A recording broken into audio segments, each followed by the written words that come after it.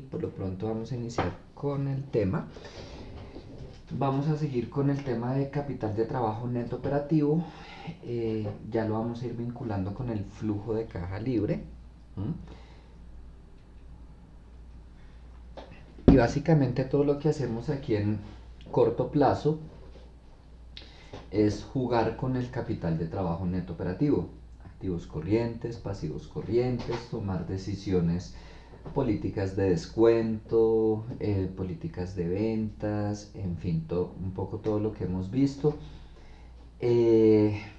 ¿Orientado a qué? Al flujo de caja libre. Esta diapositiva la tengo así tal como la ves, porque quiero hacer una corrección del semestre pasado. Ya el que sigue no tengo que colocar esta, pero el asunto es que cuando hablaba del capital de trabajo operativo, yo les había dicho que incluía disponible. Corrección, no se incluye disponible. Ya vamos a ver por qué. ¿Y por qué se los digo este semestre? Porque yo sé que tú, bueno, alguno de los otros se habla con los que ya vieron corto plazo el semestre pasado. Entonces, como para que no quede en el aire que como así, que a nosotros nos dijo que sí, que a ustedes les dijo que no, pues el semestre pasado cometió un error. Este lo estoy corrigiendo. ¿Listo? Yo les había dicho, y pues bueno, básicamente vamos a trabajar lo que es capital de trabajo operativo y pasivo corriente de operación. Depende de la complejidad de la empresa y asimismo del tratamiento contable, se pueden llegar a incluir más cuentas, pero por lo general son estas. Capital de trabajo operativo, ¿qué es? Cuentas por cobrar e inventarios. Hola Diana, ¿cómo estás? Hola, Pepe. ¿Cómo estás? ¿Bien? Bien, sí, señora, acabamos de llegar. Bueno, vale, entonces seguimos. Y como pasivo corriente de operación, por lo general, se incluye lo que son proveedores, cuentas por pagar, obligaciones laborales e impuestos por pagar. Igual que con el capital de trabajo operativo, ya va a depender de la complejidad de la empresa y de la cantidad de cuentas pues, que manejen. Se pueden llegar a incluir otros pasivos.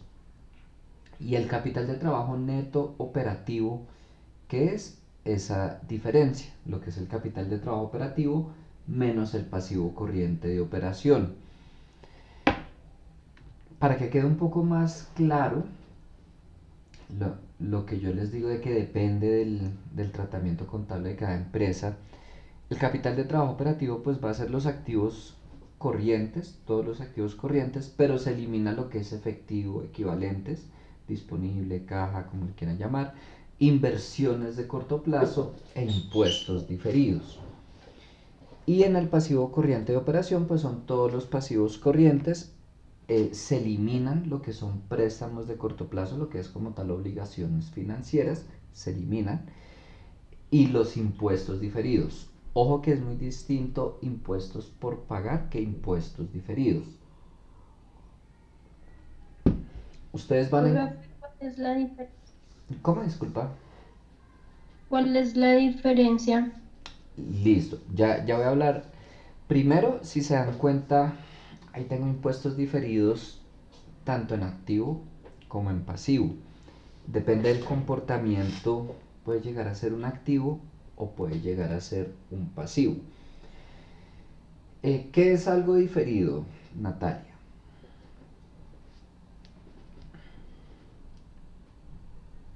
Pepe, como a cuotas. Sí, mm, tal cual. Una cosa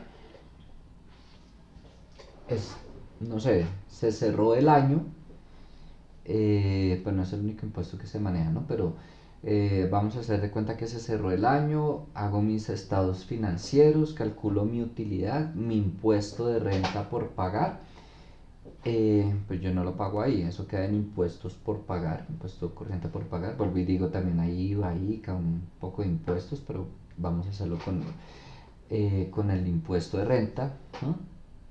Eso queda pendiente por pagar. No es como tal que se haya diferido, pero hay unas fechas estipuladas para pagar los impuestos, pues ya sea persona natural, persona jurídica, que dependiendo del NIF, que depende del dígito de verificación. Yo creo que con eso están familiarizados.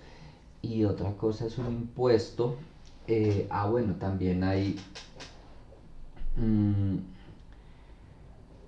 lo que es saldo a favor, ¿no? Títulos de saldo a favor. eh, no vamos a entrar en detalle de los impuestos, pero porque eso es un tema que primero no soy experto del tema de impuestos. Cuando tengo que trabajar el tema de impuestos tengo que buscar ayuda. Eh, Segundo, porque es un tema más contable. Pero sí, básicamente ustedes van a encontrar así tal cual explícito impuestos diferidos y está impuestos corrientes por pagar. Lo corriente por pagar es lo que se ha causado, está pendiente el pago, ¿m? Que no se pagó en el momento porque no es la fecha, por lo que sea, queda como impuesto corriente por pagar. Y los impuestos diferidos no son esos, tienen otro tratamiento, no les sabría decir exactamente. Como les digo, no soy experto en impuestos, pero en definitiva esos dos se excluyen para el cálculo del capital de trabajo. ¿Mm? Ya después busco un poquito más, que si me toca fuera de chiste por otra cosa, revisar un poquito más de impuestos, pero por lo pronto no les podría dar mayor detalle. Entonces, vamos a empezar a mirar el tema del cálculo del capital de trabajo. Si quieren pueden ir haciéndolo en Excel. Aquí no estoy colocando todos los valores pues, que uno encontraría en un estado de situación financiera, estado de resultados. Estoy colocando puntualmente lo que tiene que ver con el capital de trabajo. Buenas noches, Miguel. Buenas noches, profe. Bueno, entonces, si ustedes tuvieran que calcular el capital de trabajo neto operativo para año 1, para año 2, sencillamente suman deudores comerciales, inventarios, llegan al capital de trabajo operativo. Por ejemplo, si estamos hablando del año 1, son 1350, del año 2, 1090. Si vamos a hallar el pasivo corriente de operación, pues sumo proveedores, cuentas por pagar, obligaciones laborales, impuesto por pagar. Aquí creo que tenemos 1100. Miguel, puedes por favor apagar tu micrófono, escucha interferencia, por favor. Gracias. Aquí tenemos en el año 1 de pasivo corriente de operación, creo que son 880, ¿qué? 829, 1100. Y aquí teníamos 1350, entonces tenemos aquí como capital de trabajo neto operativo 250 para el año 1. Para el año 2, igual aquí tenemos pues 1090 y aquí tenemos, si me quieren ayudar se los agradezco, 650, 950, 1030 creo que es. Y aquí tenía 1090, entonces aquí queda en 60 el capital de trabajo neto operativo para el año 2. Lo estoy pasando así porque asumo que lo están haciendo, o sea, en Excel, en el cuaderno, como sea.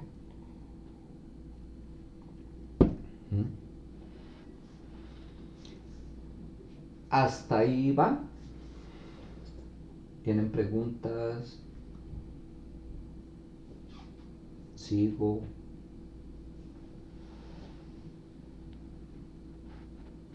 No, profe. Bueno. Vamos a ver, ya cuando tenemos más información, ese, ese todavía no lo voy a coger, dejémoslo para ahorita. Bueno, aquí les taché el disponible, un poco por lo que les decía al principio. Definitivamente se excluye efectivo, disponible, todos sus equivalentes. Ya les voy a explicar un poco por qué. Y aquí vamos a retomar el tema de esa diapositiva, ya la habíamos visto, que buscamos con todo lo que hacemos: disminuir el ciclo de conversión de efectivo, disminuir la inversión de capital de trabajo, aumentar la rentabilidad, disminuir costos financieros y maximizar el valor de la compañía. No vamos a entrar en un tema de valoración, pero un aspecto clave para el valor de la compañía es lo que se conoce como flujo de caja libre. ¿Qué es el flujo de caja libre? Es el flujo de caja ya después de cubrir la operación de la empresa, que queda disponible para acreedores y para accionistas. Es decir, que a mayor flujo de caja libre, mayor valor de la compañía. En general, hay distintos métodos de valoración. No es el único el de flujo de caja libre, bueno, también hay por dividendos, por otros métodos, pero en términos generales, a mayor flujo de caja libre, mayor valor de la compañía. ¿Y qué tiene que ver el flujo de caja libre con esto que veníamos hablando, el capital de trabajo neto operativo, que básicamente es lo que hemos trabajado todo este corte? Igual, se van a encontrar varios métodos para calcular el flujo de caja libre, según el texto, según el autor, según el profesor. Puede que yo les explique algo hoy y no sé, llega en el otro semestre a finanzas de largo plazo con Germán y puede que lo calcule de otra forma. Y aquí quiero dejar claro, ahí sí hay distintas formas, no siempre se llega al mismo resultado. Esto que ustedes ven aquí a la izquierda sería como una forma completa y exacta para llegar al flujo de caja libre. Esto que ustedes ven acá, que ahí les encerré una aproximación común y literal, esa estructura es de lo más común que hay en textos de finanzas para hallar el flujo de caja libre. Y aquí voy a hacer una aclaración. Muchos textos tienen esta estructura, pero no aclaran que es una aproximación. Lo plantean pues como si fuera, esa es la estructura y ya, sin dejar claridad que es una aproximación. Si se dan cuenta, pues por supuesto este ejercicio viene de más información en ese texto. Aquí se llegan a valores diferentes. Aquí se llegó a 2837, aquí a 2372. Un poco lo que les digo, van a haber diferencias. Pero ¿por qué sirve esta aproximación? Y es la que vamos a trabajar acá. Aquí les señalé, aquí se tienen en cuenta los cambios en el capital de trabajo operativo. Y ahí es donde vamos a ver cómo las decisiones que tomamos de corto plazo van a impactar positiva o negativamente el flujo de caja y por ende el valor de la compañía. Así sea, mejor dicho, un día de más que yo dé en mi política de crédito, que antes daba 30 días y ahora doy 31, va a afectar de alguna manera. ¿Iban a decir algo? Me pareció. ¿No? Bueno. Dicho eso, aquí les coloco la misma estructura, pero pues en español, del flujo de caja libre. Esa que está ahí es esta misma. Ahí se llega hasta el flujo de caja libre. Aquí les añadí lo que es el flujo de caja del accionista. Como les dije, el flujo de caja libre es lo que queda ya después de la operación de la compañía eh, para distribuir entre acreedores y accionistas. ¿Mm? Pero antes de distribuir a accionistas, pues están los acreedores. ¿Mm? Entonces al flujo de caja libre se le resta lo que uno haya pagado de préstamos, se le suma los nuevos préstamos que haya adquirido y ahí sí está el flujo de caja del accionista. ¿Qué es el flujo de caja del accionista? Ah, claro, no es lo que se lleva el accionista, no, pero es de lo que se dispone ya para que tomen decisiones de cuánto se va a repartir de utilidades, de dividendos. ¿Mm? No puede ser una decisión tan a la ligera de que llegué a la utilidad neta y mi utilidad neta fue de 1.000.000, entonces voy a repartir el millón. A veces se hace normalmente en empresas pequeñas y nuevas, pero no es el deber ser. Yo puedo tener una utilidad neta de 1.000.000, pero puedo tener un flujo de caja libre de 500.000 sin ningún problema. Y peor aún, puedo tener un flujo de caja libre de 500.000 y flujo de caja del accionista de 200.000. En base a esos 200.000 es que debería entrar la empresa a decir, ok, vamos a repartir todos los 200.000 o solo 100.000, en fin.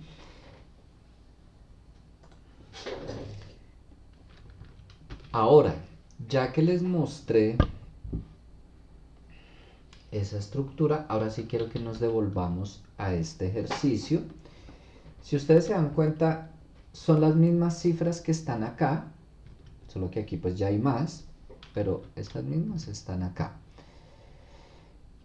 Y ese está en el Excel, es este de acá. Ejercicio pues tipo taller. Determina el flujo de caja libre y el flujo de caja del accionista para el año 2. ¿Tienen idea por dónde empezar?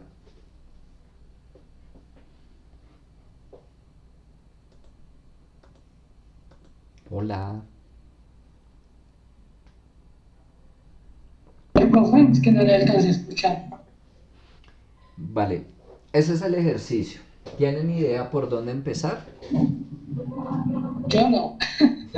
Ok, vale. Profe, una pregunta. ¿Ese archivo Dígame. está compartido en el Drive? Yo se los envié por correo. Espere. Espere, profe, un momento. Vale. Las diapositivas sí ya están. No estoy seguro si ya subí este archivo. Pero por si acaso se los envié por correo. Tanto las diapositivas como ese archivo de Excel.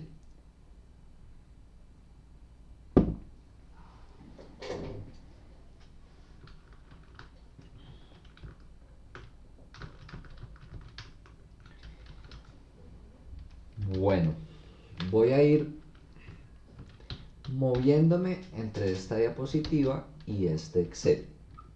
¿Listo, profe? ¿Listo? Voy a empezar a armar el flujo de caja libre para el año 2. Y aquí les hago una aclaración. ¿Por qué lo pido solo para el año 2 y no para el año 1? Hay un componente que es la variación en el capital de trabajo neto operativo. Para hallar la variación, por ejemplo, hallo el capital de trabajo del año 1, del año 2, hallo la variación y esa es la variación que voy a tener en cuenta para el año 2.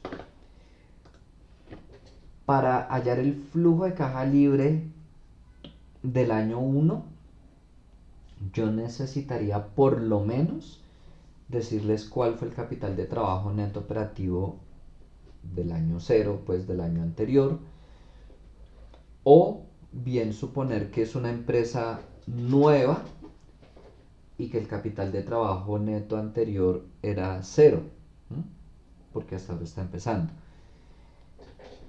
Por eso solo se los pido para el año 2. Entonces, lo primero que voy a poner es la utilidad operacional.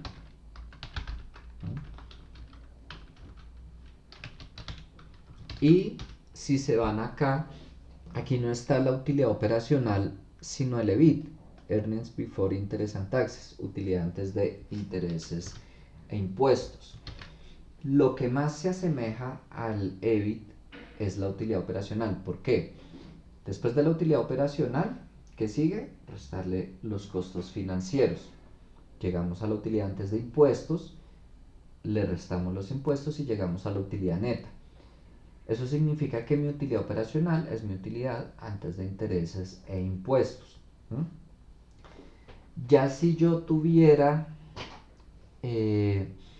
una empresa como Cemex, no sé si recuerdan de lo primero que vimos, que después de la utilidad operacional tenía muchísimas cuentas, muchísimos movimientos financieros, ingresos, egresos, pérdidas, intereses, rendimientos de activos financieros.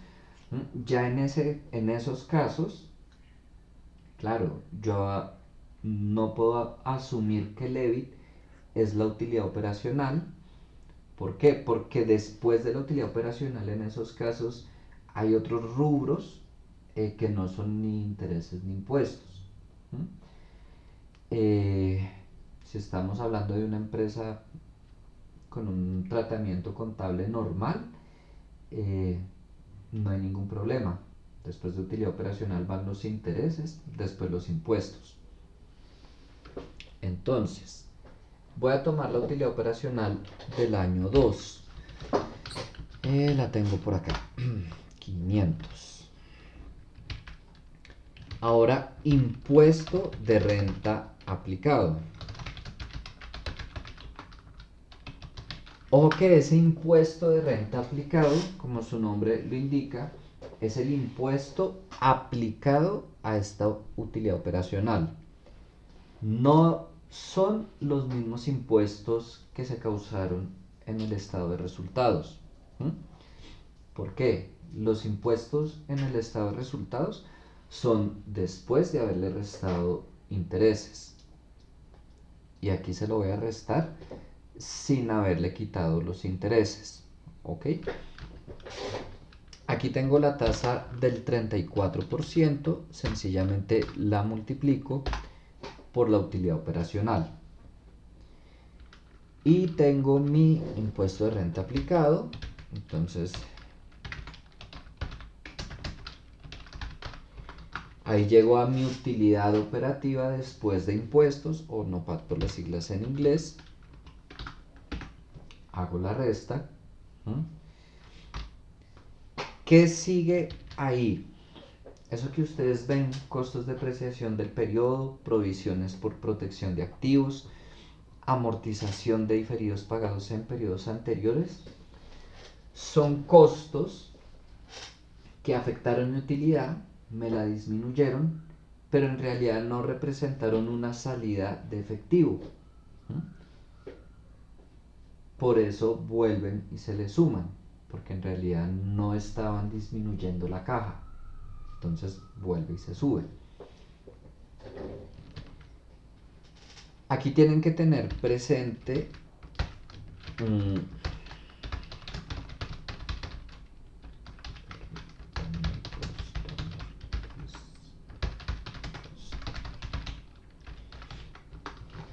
si yo tomo las cifras del estado de resultados, costo de tal cosa, gasto de tal cosa, puedo tomar esa cifra de ese periodo.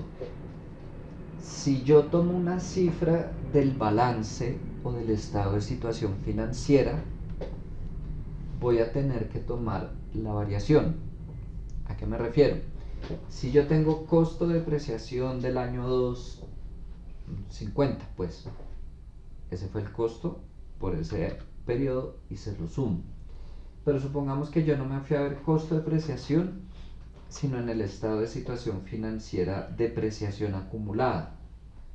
En el año 1 tenía, no sé, 800 de depreciación acumulada y en el año 2 tenía 900 de depreciación acumulada. No significa que esos 900 hayan sido el costo por depreciación del año 2. Fueron solo 100, porque al año 1 ya venía con 800 y en el año 2 le sumé 100. Ahí es donde les digo, debo tomar la diferencia. Ya igual vamos a ir aquí revisando. Aquí está clarísimo, costo depreciación, puedo tomar esos 200. ¿Iba a decir algo, Miguel? No, profe. Vale. ¿Qué se amortiza?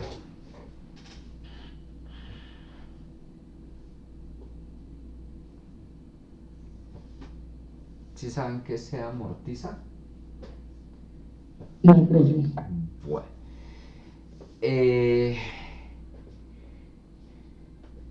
¿Saben qué son los activos diferidos?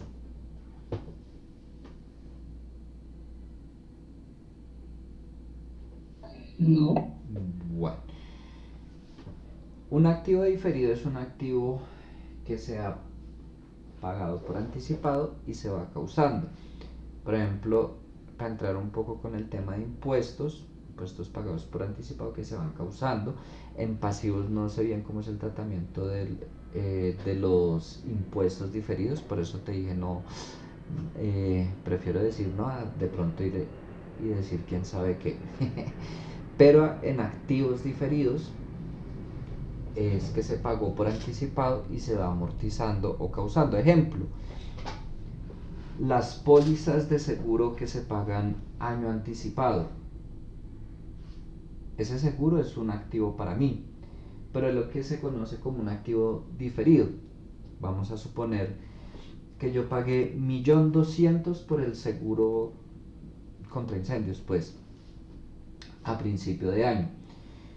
En ese momento, ese activo vale 1.200.000, pero pasó un mes, ya no vale 1.200.000, vale 1.100.000. Disminuyó, ustedes saben, yo no puedo coger y disminuir así nomás y ya. Se manda contra un gasto por amortización, ¿no? Y ahí es donde les digo, ese gasto por amortización que se tuvo, claro, disminuyó la utilidad, pero realmente no fue una salida de dinero, sencillamente con el tiempo se va amortizando. Los seguros, los arriendos pagados por anticipado, las patentes. Las patentes normalmente se pagan, no sé por cuántos años es aquí, no soy experto en patentes, pero tantos años tiene la patente y se va amortizando periodo a periodo según lo que se pagó y según el tiempo que dura ese activo, ¿no? Los impuestos diferidos son impuestos pues pagados por anticipado. Eso es lo que se amortiza. Vamos a buscar acá una de dos.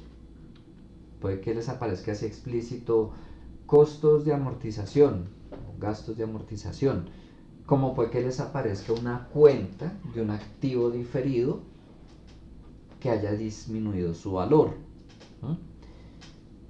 O puede estar general activos diferidos. Eso sí depende mucho de la empresa.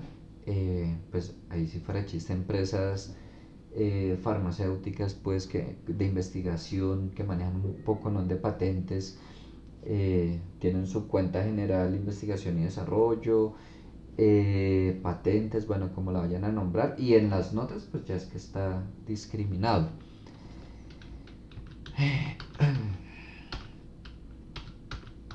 Aquí tengo investigación y desarrollo. Eso es una cuenta de activo, de activos diferidos. Les digo, en el año 1 valía 350.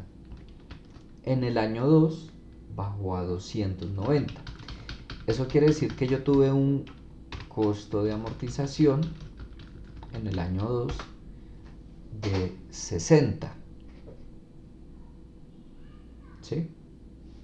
El activo año 1 valía 350, año 2 quedó en 290. ¿Por qué? Se amortizaron 60. Provisión. Aquí tengo clarito provisión, cuentas malas, perdón. Pero ojo que no dice costo por provisión. Estoy asumiendo que esa es la provisión que está en el estado de situación financiera. Esa provisión de cuentas malas, como ustedes bien saben, yo tengo una cartera, vendí a crédito, y por política de la empresa, algunos lo hacen, vamos a provisionar el 1%, un porcentaje, terminan en un porcentaje. Otras, ya cuando pasan tantos días y el cliente no ha pagado, lo provisionan. ¿Qué es esa provisión? Primero, yo no puedo coger y desaparecer así la cuenta como si nada, pero tampoco es sano financieramente que me siga apareciendo cuentas por cobrar tanto, y si de pronto tengo cuentas que no me pagan hace tiempo, eso hay que mostrarlo. Para eso se crea la provisión. Esa provisión está diciendo, me deben esto, pero yo creo que no me lo van a pagar.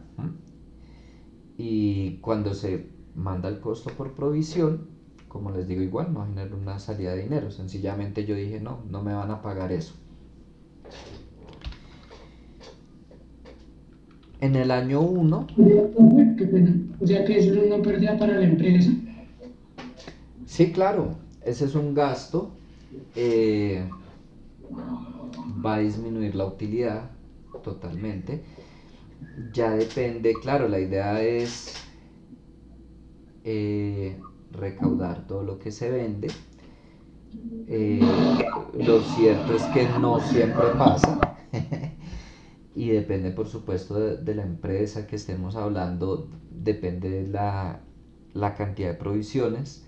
Por ejemplo, si nos vamos al sector financiero y es un poco más estricto el tema porque bueno, va todo el tema de riesgo de crédito, supervisión de la superfinanciera, y ahí está clarito, cuando tal cliente, pues ya depende del portafolio, del producto, de varias cosas, pero cuando tal cliente pasa de tantos días, a veces se manda hasta provisionar el 100% de la deuda en el sector bancario.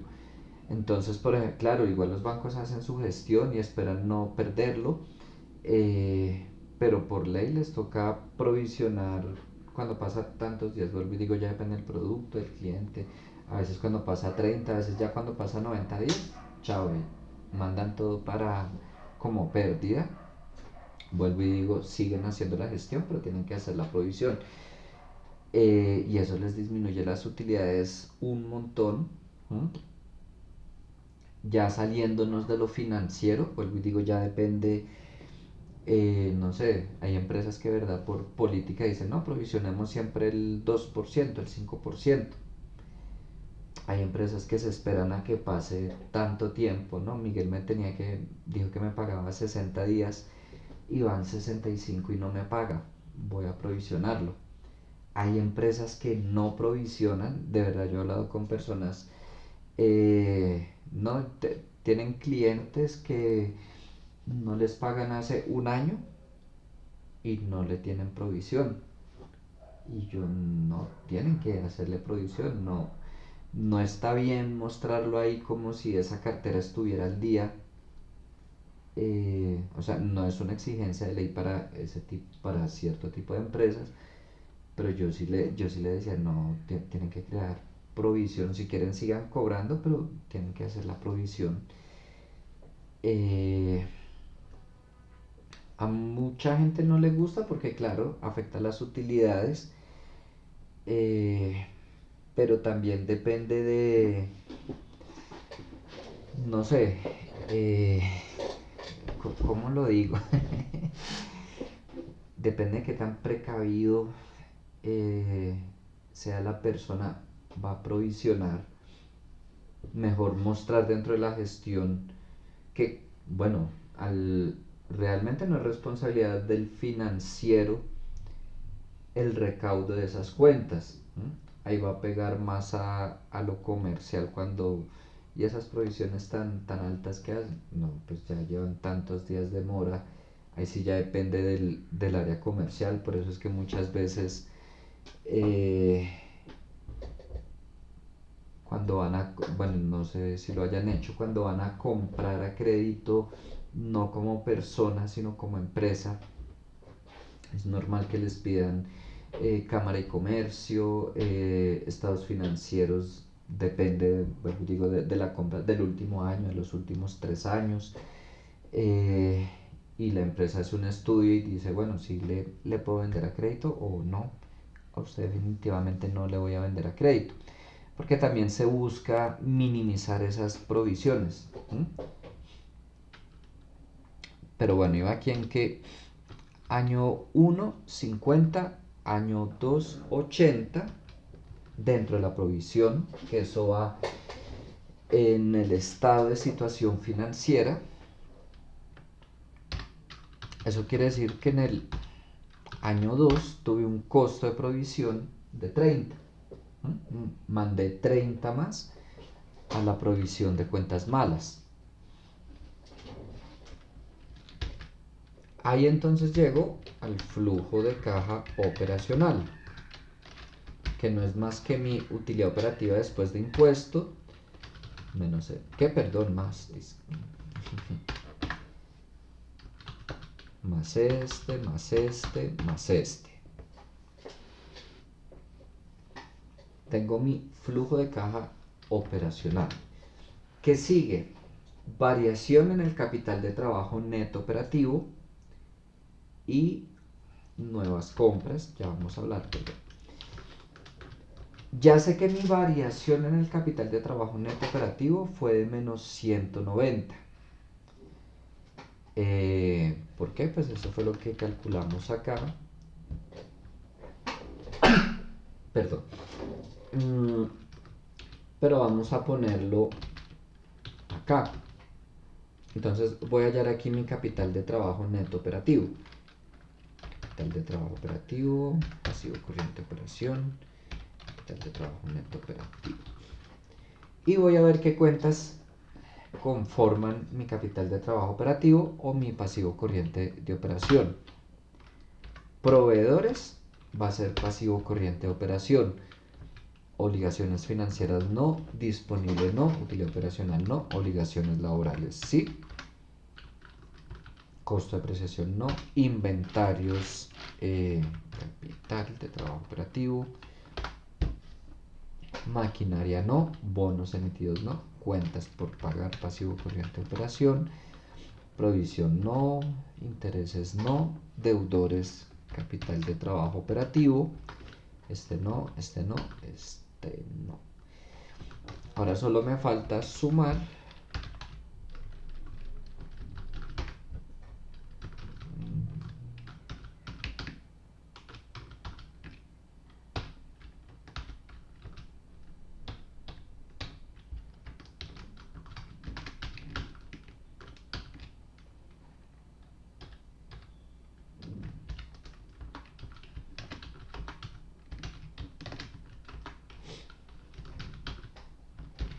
aquí tengo mi capital de trabajo operativo menos mi pasivo corriente,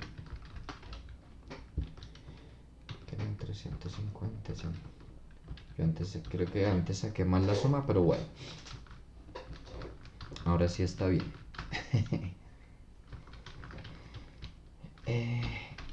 Entonces voy a colocar aquí variación capital de trabajo neto operativo. ¿Cuál va a ser la variación? Ahí sí, año 2 menos año 1.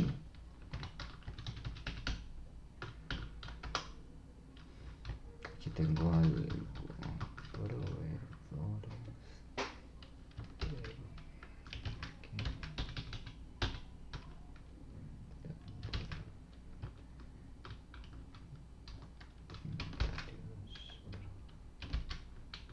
Ah, ok, me faltan los impuestos por pagar, perdón.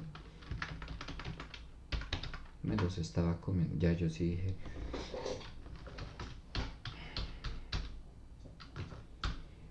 Tuve una disminución de 190 del capital de trabajo neto operativo del año 1 al año 2.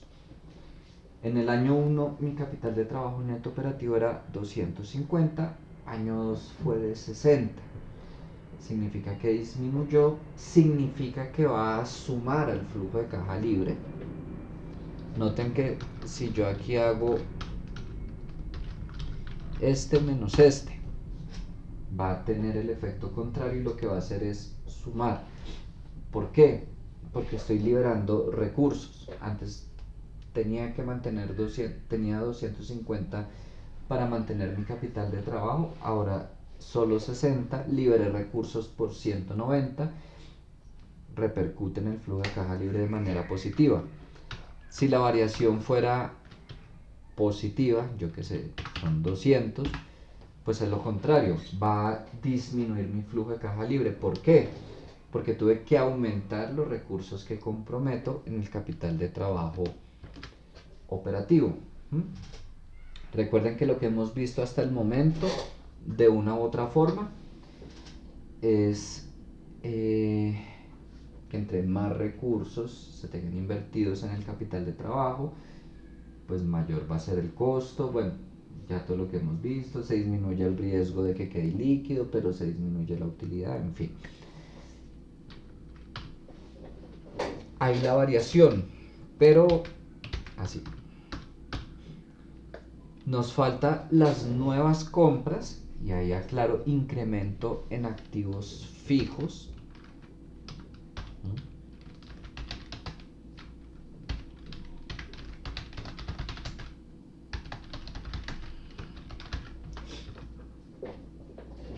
Vamos a ver qué hay por acá. Tengo mi cuenta de maquinaria. En el año 1 eran 1890, año 2, 2370.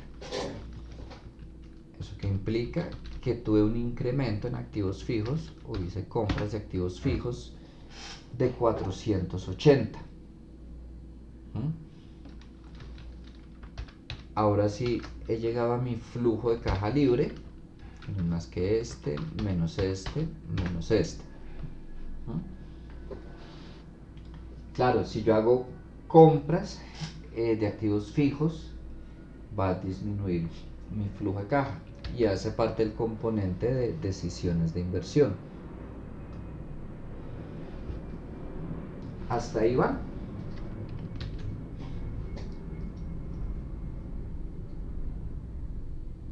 Gracias.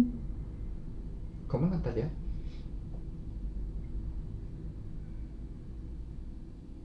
Profe, ¿cuánto le dio el flujo de caja libre? Ah, sí. 330. ¿Sí? Bueno, gracias. Sí. Vale, con gusto. ¿Sí lo están haciendo? Pues digo, porque Sí, si, profe. porque si solo están mirando, hasta se me duermen. Ahora vamos a llegar al flujo de caja del accionista. Independientemente como esté escrito, servicio a la deuda, nuevos préstamos, todo lo que tenga que ver con pagos de cuota, de intereses, de deuda, me va a restar. Tengo que sacar para pagar. Y todo lo que represente ingresos, un nuevo préstamo, una nueva deuda, me va a sumar al flujo de caja del accionista.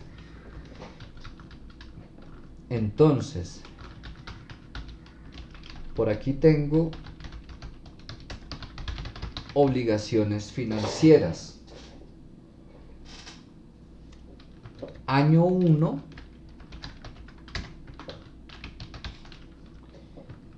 era 390. Año 2 fue de 300. Significa que pagué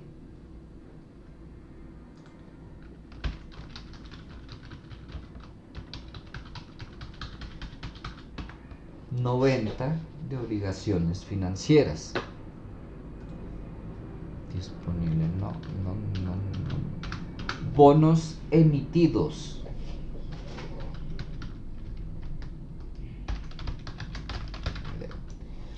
Los bonos emitidos es un tipo de deuda, pues no con una entidad financiera, sino con bonos de la compañía.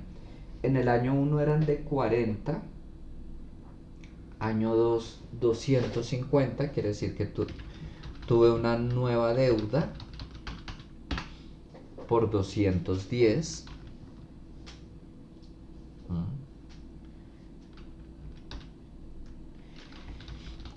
Intereses pagados. Ojo, eso sí no es jamás una cuenta del estado de situación financiera, así no diga costo por intereses, siempre intereses pagados, hace parte del estado de resultados o del estado de flujo efectivo, pero jamás del estado de situación financiera. ¿Por qué les digo? Porque esto fue lo que se pagó en ese año y esto fue lo que se pagó en ese año.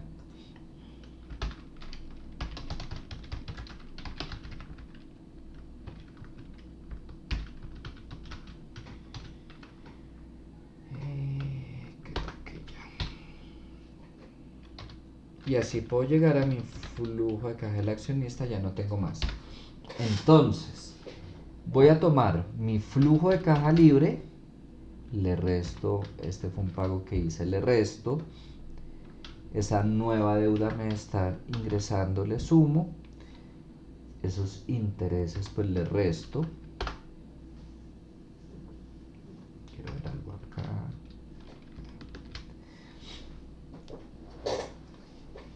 y tengo mi flujo de caja del accionista.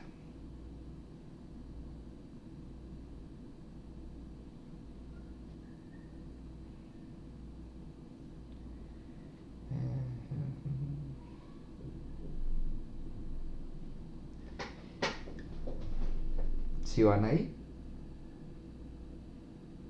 Listo, profe.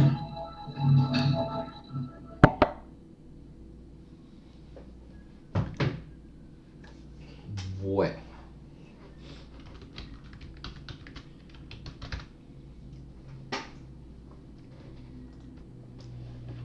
Ese es un ejercicio tipo taller.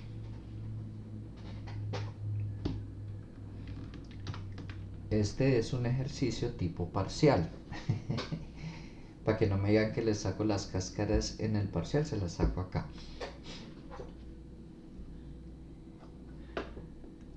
Vamos a ver, por ejemplo.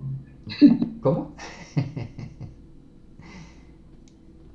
Tienen, esto fue del parcial, la misma información que les di en el parcial. Aquí va a ser una modificación que la hice también con los del miércoles y se me olvidó hacerla antes de con ustedes. Aquí en el pasivo, ¿cuál fue el que cambié?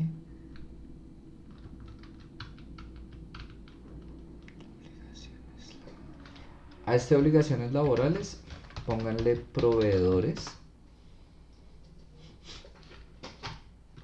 Y ya ahora sí.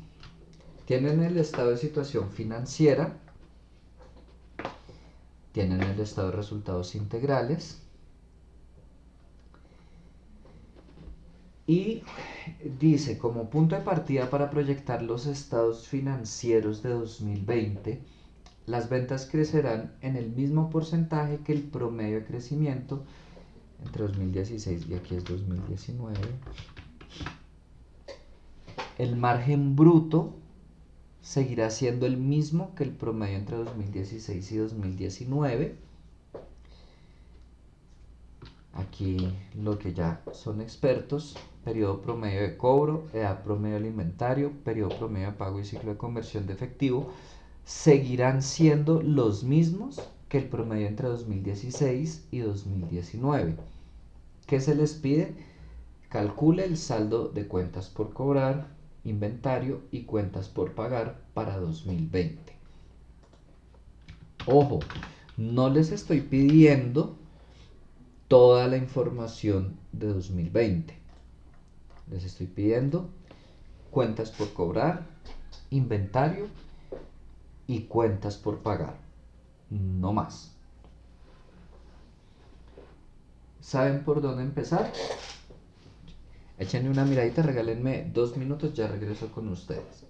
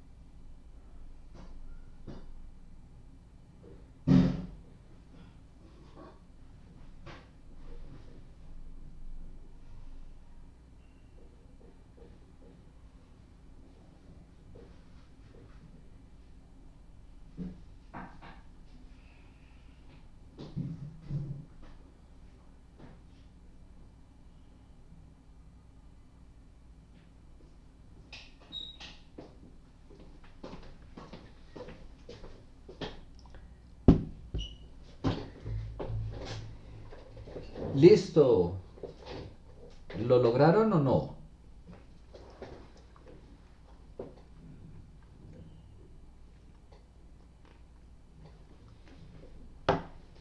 No, pero Listo.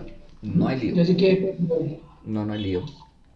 Mm, Vamos a empezar por donde dice ahí, como punto de partida para proyectar los estados financieros de 2020, las ventas crecerán en el mismo porcentaje que el promedio de crecimiento entre 2016 y, ah, y 2019. Aquí tengo las ventas de 2016 a 2019. Mm, Siempre que yo hablo de promedio de crecimiento, significa, pues, valga la redundancia, un crecimiento promedio todos los años para que en 2016 fuera este valor y en 2019 llegara a este. Lo puedo hacer de dos formas.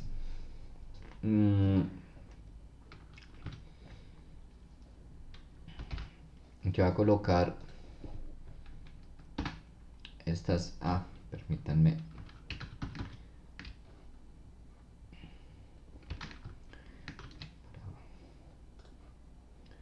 Es que arriba lo tengo en miles, en millones, ay, Dios mío.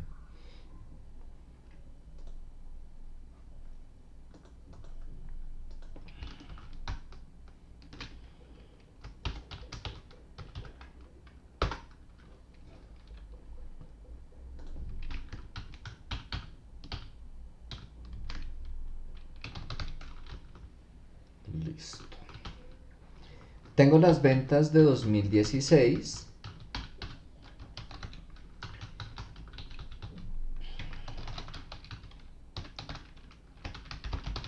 Voy a colocar aquí un porcentaje cualquiera, no sé, le voy a colocar 1%.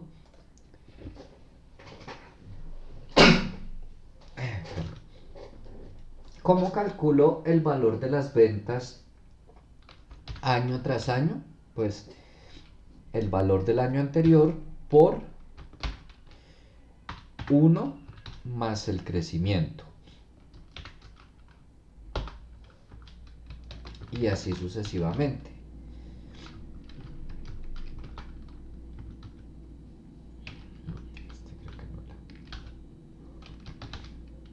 Así se lo puse. ¿no me puedo volver a repetir la fórmula? Claro, va a ser las ventas de 2017 van a ser igual a las ventas de 2016 por 1 más el porcentaje de crecimiento. ¿Mm? Siempre. Y Profe, o sea que eso sirve también como un tipo de proyección. claro, aquí qué es lo que vamos a hacer. Vamos a proyectar a 2020 cómo, cómo está estipulado que se va a proyectar.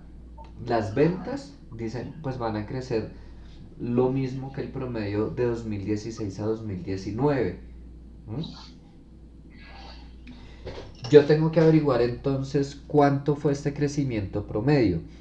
¿Qué porcentaje va acá para que en 2016 arrancara en 3 billones y en 2019 llegara a 6.7 billones? Con un 1% no es 3 tampoco, 50 ya se pasa. Pero por supuesto no nos vamos a quedar ahí a prueba y error. Ustedes ya saben usar buscar objetivo, ¿cierto? Entonces yo voy a pedirle que aquí me dé el valor de estas ventas.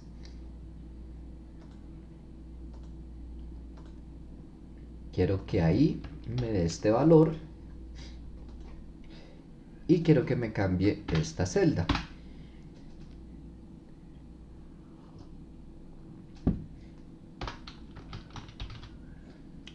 Y listo.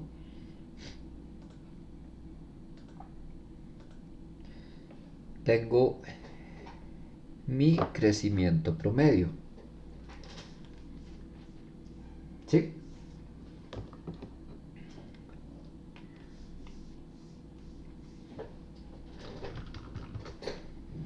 Y ese mismo crecimiento fue el que aplicamos acá. Que bueno, no lo voy a colocar ahí, sino lo voy a colocar acá.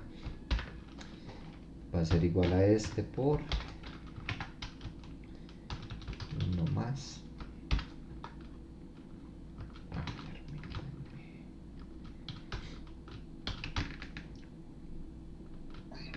Profe, Pero al usted hacer buscar objetivo, digamos que las ventas del 2017 y el 2018 no coinciden, pues estoy viendo yo mal. efectivamente no coinciden. Ojo, yo aquí no estoy haciendo que coincidan los años intermedios. Ah, ok. Estoy viendo los extremos. ¿Cuánto tuvo que crecer año tras año? 3 años, 2016 a 2017, 17 a 18 y 18 a 19 en promedio, no todos los años creció igual, para que llegara de esta cifra a esta cifra. ¿Mm? Ah, ok, profe. Quiere decir que si todos los años hubiera crecido esa cifra, llegábamos a estas ventas. ¿Mm? Ok, profe. Otra forma sería sencillamente valor final sobre valor inicial, todo eso elevado a la 1 sobre el número de periodos, no que hay, o sea, no estos 4, sino número de periodos que hubo variaciones, que fueron 3, crecieron 3 años, y todo eso menos 1. Pongo aquí porcentaje y llego a la misma cifra. Profe, ¿puede volver a repetir esa fórmula que tiene? Tranquilo. ¿Cómo sé yo cuál fue la variación promedio o el crecimiento que tuvo todos los años? Valor final sobre valor inicial, todo eso elevado a la 1 sobre el número de periodos. Aquí nos fuimos, hubo 3 años con crecimiento, ojo, no el número de periodos que estoy evaluando de 2016 a 2019, 4, no, sino el número de periodos que hubo variaciones. Tuvo 3 crecimientos, de 2016 a 2017, de 17 a 18, de 18 a 19. Y todo eso menos 1. Ok, profe. ¿De Muchas dónde? gracias. Con gusto. ¿De dónde sale esa fórmula? No es más que despejar la tasa de interés de la fórmula de valor futuro. Acuérdense que valor futuro igual a valor presente por 1 más el interés elevado a la n. ¿Sí se acuerdan? Si de... Sí. Ese sí no sonó muy convincente, pero bueno. Si de esa fórmula yo digo, pues tengo el valor futuro, que serían los 6.7 billones, tengo el valor presente, que son los 3 billones, tengo el n, que son 3, pues despejo la tasa de interés y ya, eso es lo que está ahí, despejada la tasa de interés.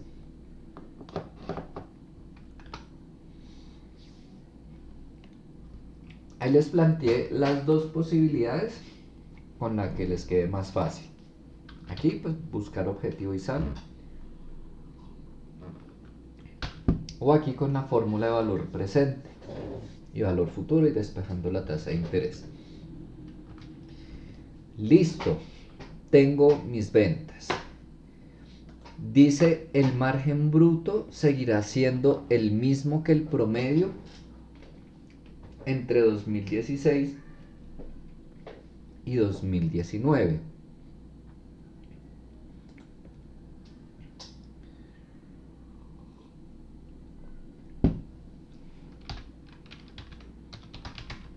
¿Cómo calculo mi margen bruto?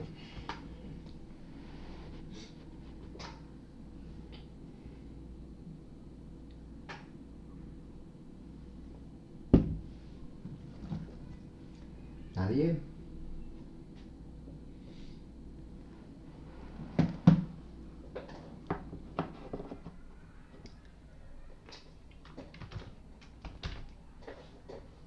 Mi margen bruto va a ser ¿Ventas?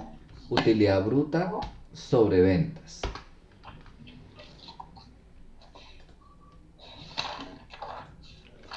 Y pues eso para todos los años. ¿Cuál va a ser el promedio del margen bruto? Pues tal cual, igual promedio de esos 4. Ojo que una cosa es el crecimiento o la variación promedio, como hicimos con las ventas, al promedio de una cifra de todos los años. Aquí hay el margen de 2016, margen de 2017, 18, 19, bueno. Profe, entonces digamos que en este caso el enunciado debería cambiar. Digamos, yo, Miguel Culma, asumiría que sería solamente el 2016 y 2019. Sería, no sé, diría que pues el margen bruto seguirá siendo el mismo que el promedio entre el 2016 hasta el 2019, porque yo había asumido que íbamos a tomar solamente 2010 y 2019. No sé, digo, Bueno, puede tener razón Miguel, para mí está bien escrito. No voy a ponerme aquí, es que así está bien escrito, puede que tenga razón. Pero para mí ese entre 2016 y 2019 comprende ese periodo, incluye los años intermedios para mí. Si fuera a colocar entre 2016 hasta 2019, por ejemplo, no sería entre, sino desde 2016 hasta 2019. Pero bueno, voy a revisar.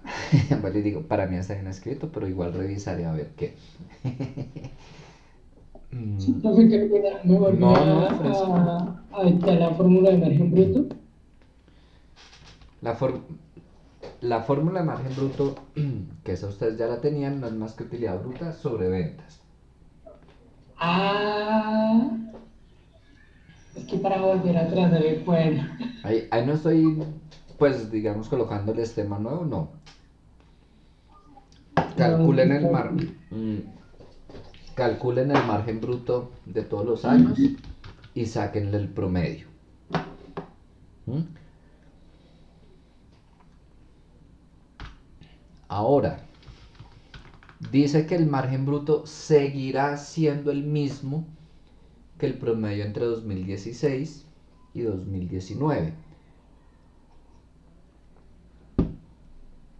Quiere decir que en 2020 seguiré manejando este margen bruto. ¿Qué puedo hacer con eso entonces? Pues voy a hallar mi utilidad bruta. Va a ser las ventas del 2020 por ese margen bruto. Y por ende puedo hallar mi costo de ventas, que va a ser igual a esas ventas menos esa utilidad. No he terminado, ahí voy. Mire, profe, ¿Cómo, Miguel? permítame un momento, lo hago, profe. Vale.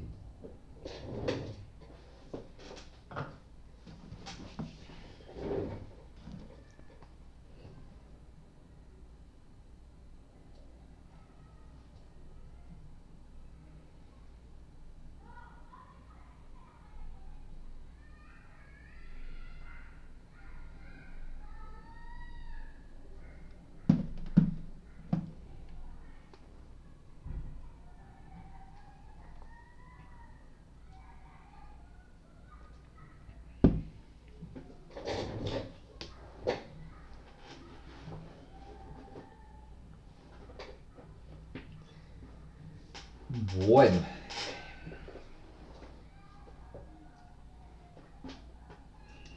periodo promedio de cobro, ¿a qué es igual?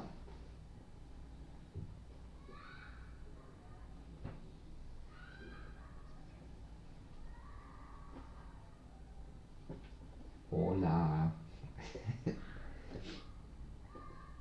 Bueno, voy a seguir pues. Ustedes revisan, recuerdan que periodo promedio de cobro es igual a 365 sobre la rotación de cuentas por cobrar, que la rotación de cuentas por cobrar es ventas, es sobre cuentas por cobrar. Tengo esa información, listo, ya lo vamos a hallar. Edad promedio del inventario, ¿a qué es igual? A 365 sobre la rotación de inventarios. ¿Cuál es la rotación de inventarios? Costo de ventas sobre inventarios. Vámonos con el periodo promedio de pago, ¿a qué es igual? A 365 sobre la rotación de cuentas por pagar, que la rotación de cuentas por pagar es compras sobre proveedores o cuentas por pagar, y no tenemos compras, nos toca calcularlas. ¿Por qué les pedí hacer la modificación de quitar la cuenta de ahí y cambiarla por proveedores? Porque se me había olvidado sencillamente colocar proveedores acá. Es decir, si yo no tengo proveedores dentro de mis pasivos, pues sencillo, estoy pagando todo de contado.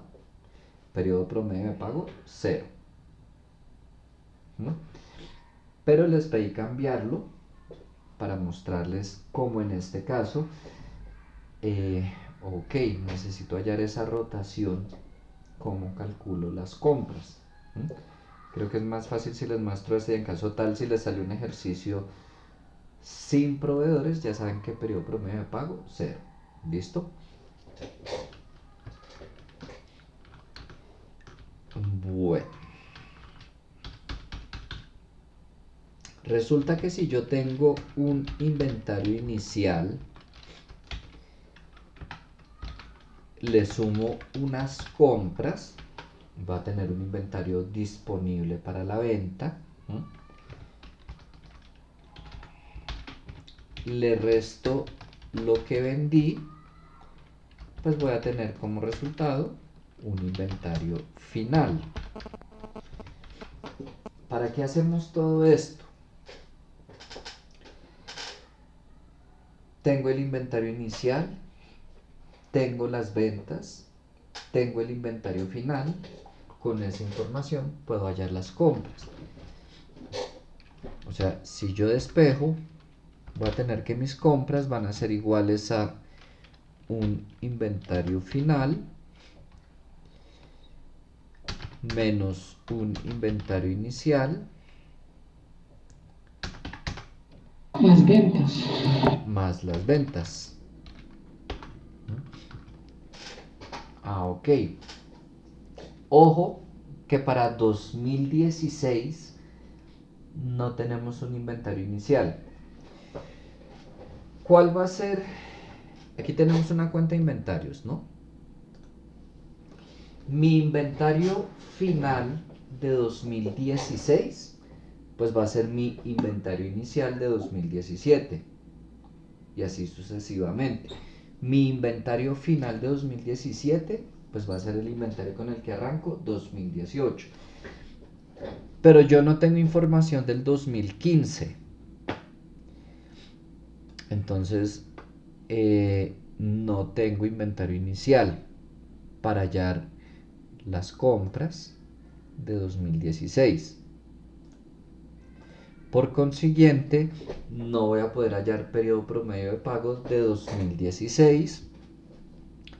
No importa, trabajamos con el promedio de 2017, 18, 19.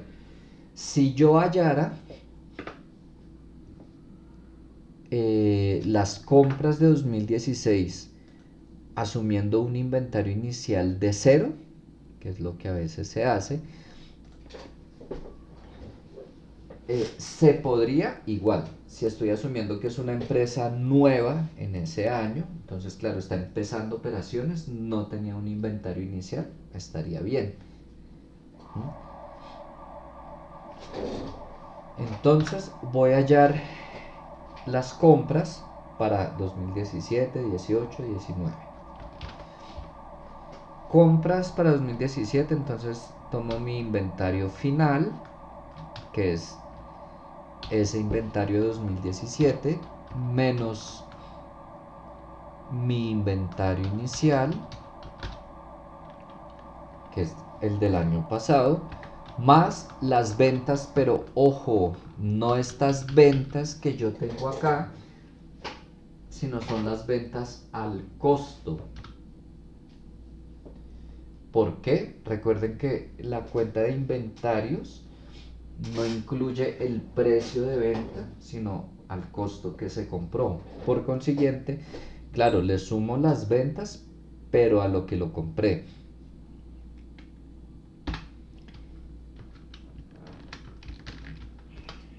Y ahí voy a tener las compras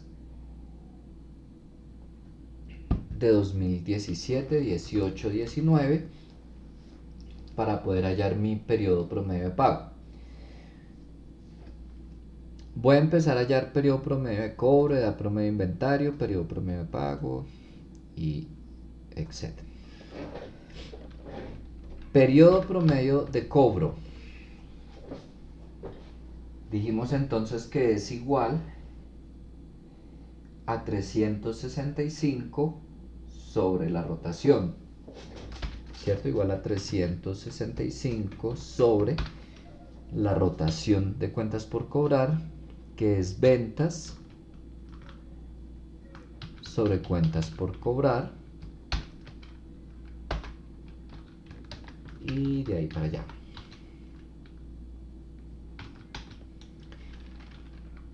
Edad promedio del inventario, digamos que es igual a 365 sobre la rotación, que la rotación es costo de ventas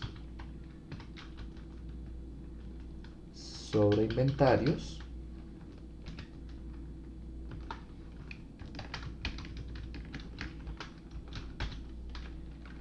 y ahora periodo promedio de pago, que la voy a hallar a partir de 2017, por lo que en 2016 no tengo compras,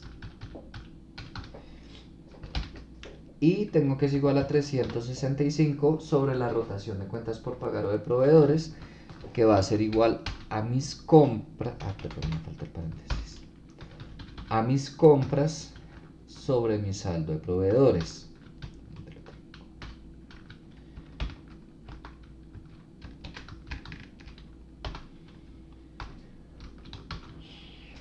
Voy a hallar el promedio de cada uno de estos.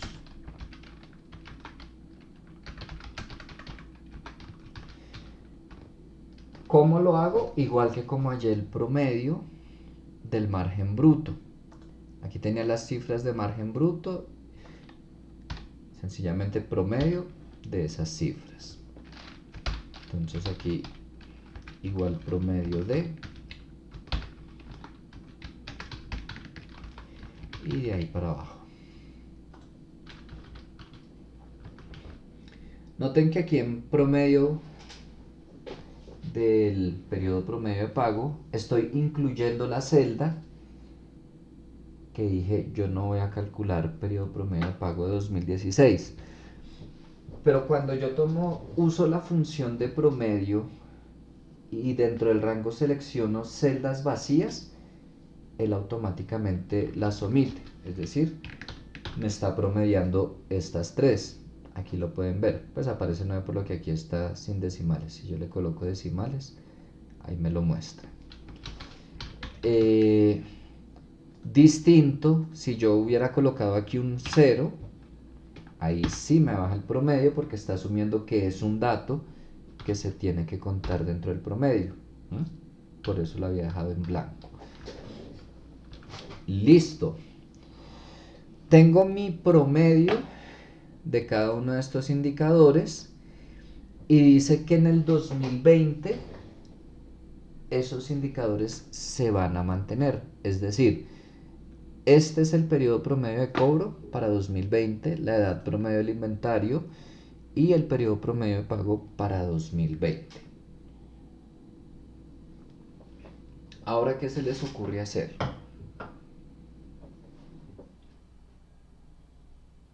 Reemplazar, ¿no? ¿En dónde? Pues en el PPC. Ah, pero necesitamos las cuentas por cobrar. Ah, no, sí se puede. Porque las cuentas por cobrar ahí está ya calculado el... Sí, ¿Qué hago? Dígame con confianza, Miguel. las cuentas por cobrar sería la rotación, de cuentas por cobrar por las ventas. ¿Sí? No sé, digo yo. Pero ojo, no tenemos por ahí va, le falta algo. No tenemos la rotación, tenemos el periodo promedio de cobro. Pero por ahí va, tiene la idea, por ahí va. Entonces digamos que ya sería calcular primero la rotación. ¿Y la ¿Sí? rotación a qué sería igual? Entonces sería rotación igual a, digamos que el PPC promedio, el periodo promedio de cobro por 365 días. No, ojo, que el PPC, ojo, casi. El PPC es igual a 365 sobre la rotación. Sí. Entonces, la rotación sería igual a 365 sobre PPC. Ah, sí, porque... Que por un signo le cambia, mejor dicho. No, sí, ahí lo embarré. Pero va bien, listo. Supongamos tenemos la rotación.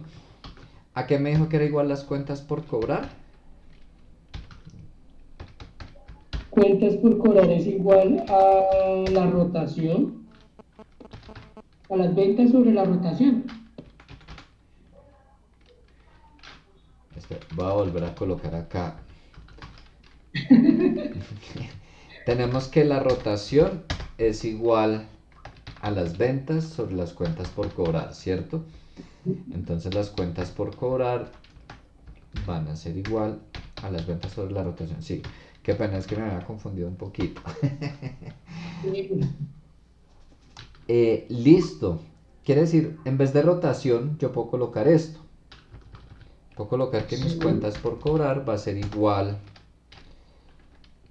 a mis ventas sobre 365 sobre el PPC. Quiere decir que mis cuentas por cobrar van a ser igual a las ventas por el PPC sobre 365. Entonces, va a ser igual a las ventas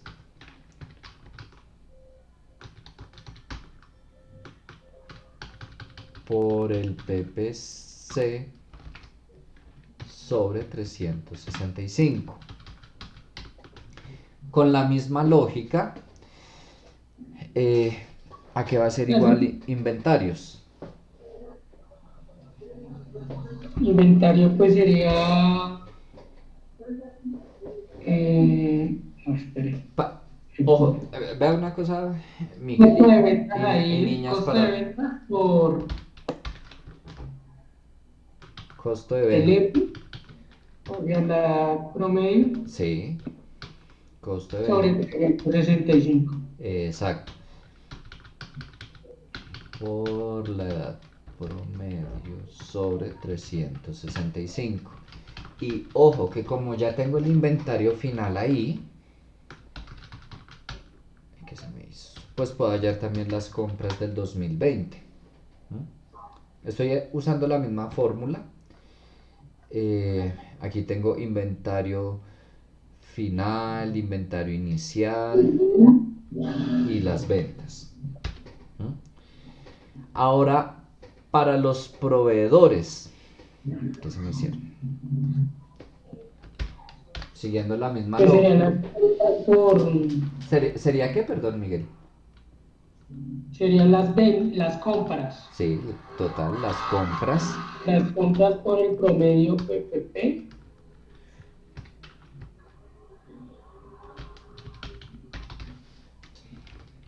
sobre Sobre 300. 375.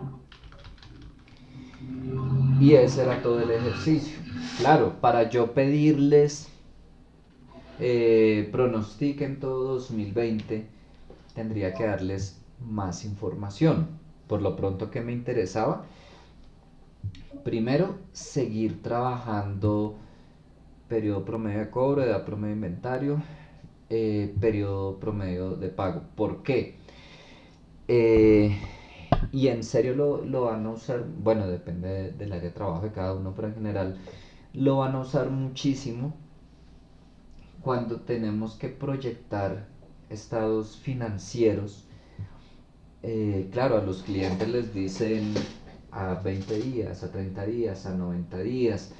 La empresa tiene muy bien esa información, sabe qué clientes les pagan de contado, cuál es a 90, cuál es la mora de la cartera. Nosotros no. Voy a suponer que yo soy analista, me he contratado una empresa pues como externo. ¿Cuál va a ser mi recurso? Eh, los estados financieros. Y aunque las notas traen detalle, no me traen el detalle de a cuántos días pagan los clientes o a cuántos días la empresa paga a los proveedores exactamente, a qué proveedores le pago de contado, a qué proveedores le pago a 90 días. Esa información no la tengo. Y me toca jugar mucho con esto de acá. Para hacerme una idea, para poder emitir un concepto, para saber estar en buena posición, en mala posición, bueno, para muchísimas cosas. Si recuerdan, el semestre pasado en software financiero hacíamos un ejercicio de proyectar los estados financieros y yo les decía, el 30% de los clientes pagan de contado, el restante pagan a 60 días, a 90 días, en fin. Y es válido, pero no siempre vamos a tener esa información. Este semestre, por ejemplo, cuando trabajemos estados financieros proyectados, ya va a ser un poquito distinto a lo del semestre anterior, en el sentido de que yo no les voy a decir tantos clientes pagan de contado, tantos clientes a 60 días, sino va a ser muy similar a lo que acabamos de hacer. Se acerca más a la realidad, pues, cómo se trabaja.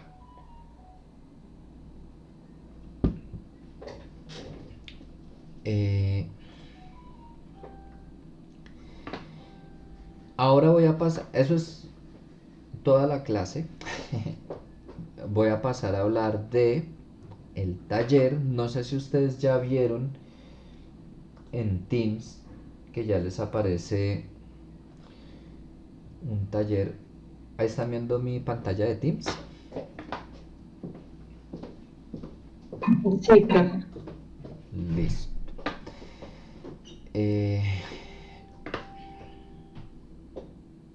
Se puso lento.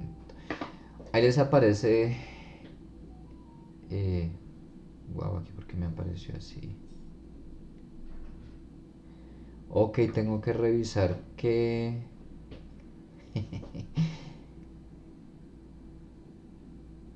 Aquí como que se lo mandé a todos, incluidos los del miércoles.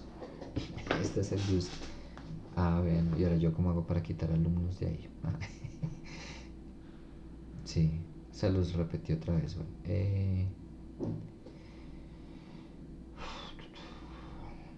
bueno, después reviso eso, pero ese es el de ustedes. Tienen ahí un taller tienen un archivo Excel, un PDF, ya vamos a hablar de él.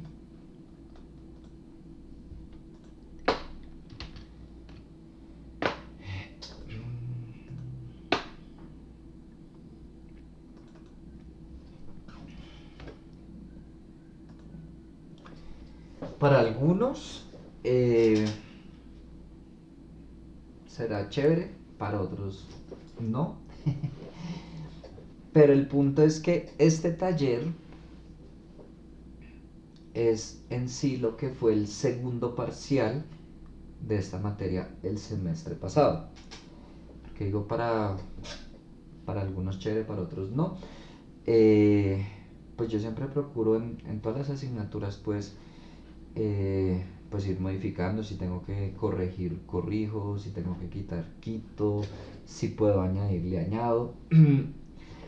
Y por ejemplo, corto plazo pues no es la excepción.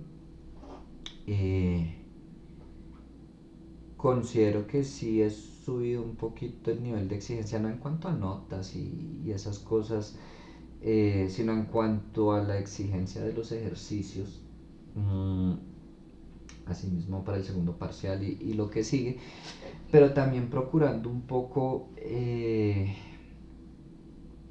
pues de verdad acercarlos a lo que se usa realmente en las finanzas corporativas, bueno, en todo esto. Entonces por eso este segundo, lo que fue segundo parcial del semestre anterior, les toca a ustedes de taller. El parcial de ustedes va a estar más chévere que el del semestre anterior. Ahí les dice: los siguientes puntos se desarrollan con el archivo taller KTNO, que se me hizo por aquí está.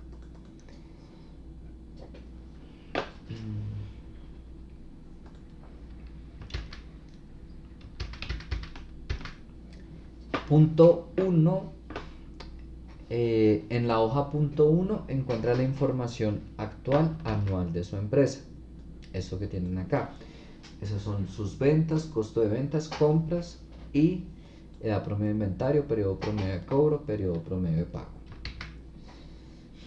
Usted tiene una oportunidad de invertir al 18% efectivo anual, motivo por el cual ha decidido liberar recursos invertidos en capital de trabajo y destinarlos a esa inversión.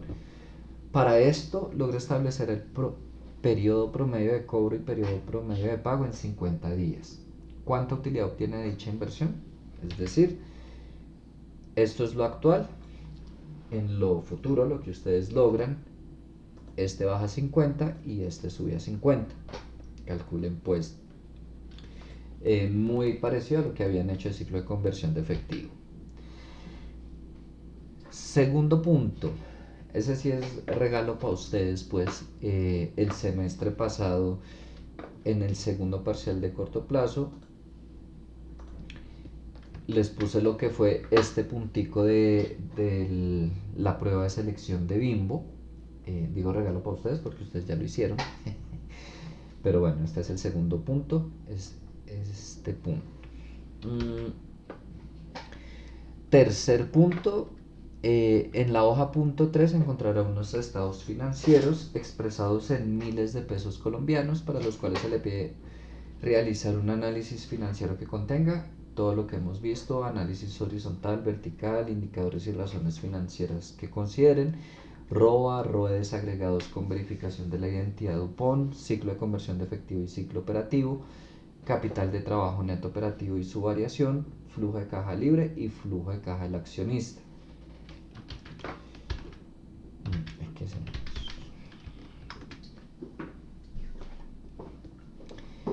Esta es la información que les doy y les hago una aclaración.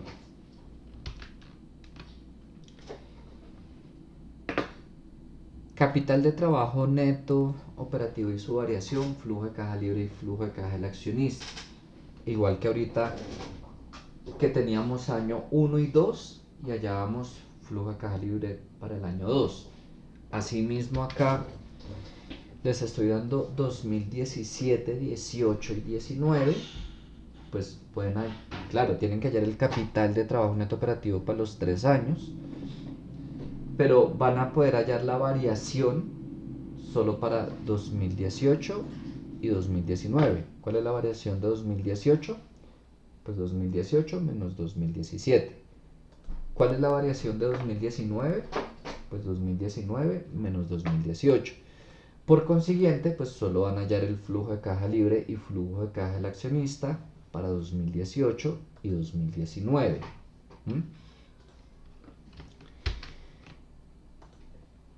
Ese sería el taller. ¿Cuál es la idea? Por ejemplo, al grupo del miércoles, que tienen clase el miércoles en la mañana, les di plazo hasta el mismo miércoles por la noche. No es extenso, por si acaso, pues era un parcial, está diseñado para ser resuelto en máximo 3 horas y eso. Pero la idea es destinar un tiempo de la próxima clase a resolver inquietudes. Ojo, no toda la clase, un tiempo de la clase. Y en caso tal que puedan después trabajar, pero ese después trabajar es que lleguen a clase casi con el taller terminado, que listo, les salieron algunas inquietudes, las revisamos y que sea poco lo que les falte. No que lleguen sin haber trabajado el taller y esperen hasta después de la clase para ponerse a hacerlo. Al grupo del miércoles le di plazo hasta el miércoles que sigue por la noche, en caso tal para que lo revisen en el día. Pues a ustedes no les voy a pedir hasta el próximo viernes pues que salgan hasta la medianoche, yo que es una cosa así, no. Les puse hasta el sábado, no recuerdo la hora, y pueden verificar en Teams. Lo único que me falta es borrar de esa asignación a los del miércoles, que no sé por qué me quedaron duplicados, pero bueno. Igual, por si llegamos dentro de 8 días, tienen inquietudes, las resolvemos, listo, si lo pueden terminar ahí chévere, si no, pues bueno, iban a tener de lapso hasta la mañana del sábado, no me acuerdo bien la hora que les puse. Eso de la entrega, igual lo pueden trabajar en equipo, ya es decisión de ustedes, que los 5, que 3 y 2, que yo me quiero hacer solo, bueno, allá ustedes. Recordatorios. Esto que ustedes ven del punto 3 prácticamente va a ser todo lo que van a tener que hacer de Bimbo. Entonces también, ¿cuál es la idea? Que eso que van a hacer del punto 3 sea en cierta manera como para que se preparen, repasen lo que sea para hacer el trabajo de Bimbo. Digo prácticamente porque faltan unos temas, pero ya es, más dicho, más poquito. Eso es casi todo lo de Bimbo. Faltan como 2 cositas, 2, 3 cositas muy sencillas para lo de Bimbo. Que además ustedes ya tienen los estados financieros en Excel. Por si acaso recuerden también que en el tercer corte, no sé si lo tienen presente, las notas del tercer corte son el ensayo, lo de Bimbo y parcial. En el tercer corte no hay talleres, pues justamente también para que se dediquen a lo de Bimbo. Digamos que lo pesado de los talleres, primer corte y segundo, y pesado entre comillas porque creo que tampoco fue tan pesado.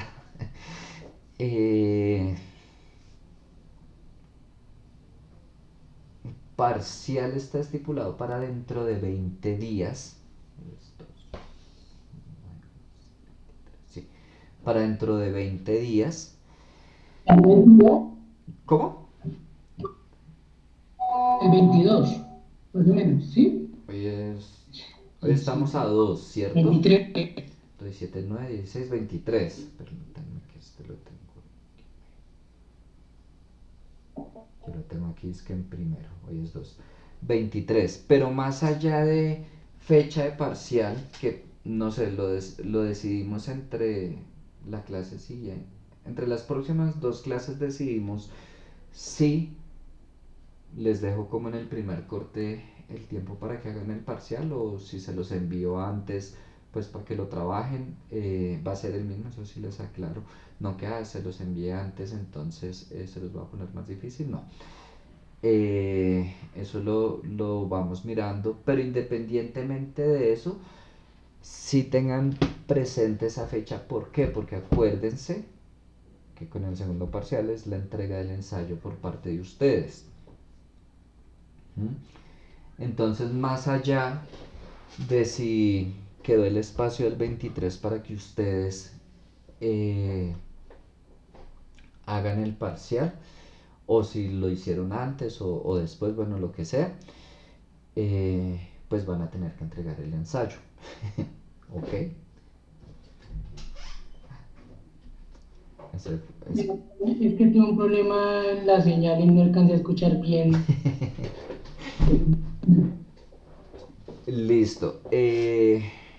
Tengan presente la fecha del parcial. Más allá del parcial, que como les digo, ahí miramos si se los dejo para ese día, si se los envío antes, lo que sea. Ustedes con el parcial tienen que entregar el ensayo. Es decir, para el 23 va a ser la entrega del ensayo. Este es un recordatorio, ¿no? Porque igual ya desde la primera clase sabían que con el segundo parcial entregaban el ensayo. ¿Sí?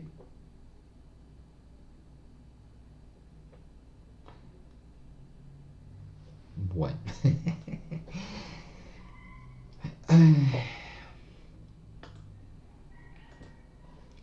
¿Tienen alguna pregunta, comentario, algo que agregar?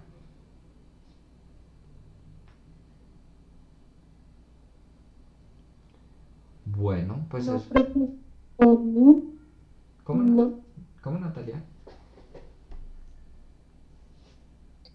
que por mi parte no hay ninguna pregunta. Vale, Natalia. Bueno, pues niñas, ve, Miguel ya se fue. Dije eso fue todo por ella. Pues nada, cualquier cosa ya saben, me escriben, lo que sea. Eh, Nos vemos en 8 días y ya, Dios las bendiga. Listo, profe, muchas gracias. Vale, Igualmente, que que tengan Vale, descanses. feliz profe. noche. Chao. Chao, profe.